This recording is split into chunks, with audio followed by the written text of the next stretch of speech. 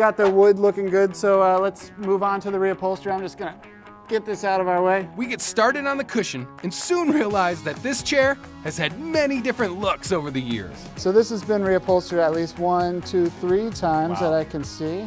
Since an old vinyl upholstery job still looks decent, we'll leave that one in place for future generations to discover and just work on top of it. Instead of peeling it all the way back, we're just gonna wrap our batting, give it a little more cushion on top of this. Blake cuts enough batting to wrap around the seat cushion.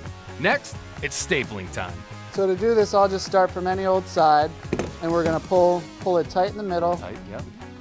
And I'm gonna staple near the edge.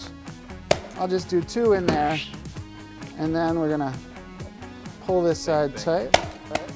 So we can get rid of a little bit of this now, just because it's getting in the way. Once the batting is trimmed, it's time to staple down those tricky corners. And I'm just kind of like a present, folding one side down and then folding the other piece over.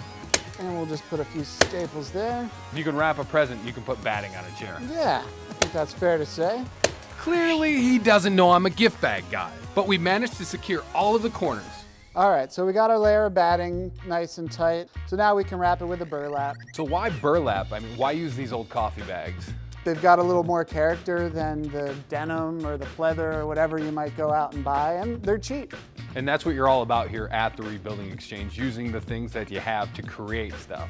You nailed it. Once we lay out the old coffee bag in a way we're happy with, we cut and staple the burlap following the same steps as the batting. The only thing I'll say is with the burlap, because it's such a kind of an open, wide weave, you really got to use a lot of staples to make sure you pin it down good.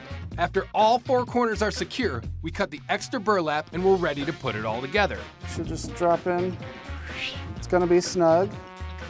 With about $50 worth of supplies, less if you already own a staple gun, we've given this antique telephone chair a new life. It's gotten a 21st century update without losing its history and character.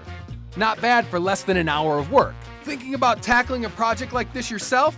If I can do it, you can do it. But first, snap a shot and share your befores and after with us on Facebook, Twitter, or Instagram. #WeekendWorkbench.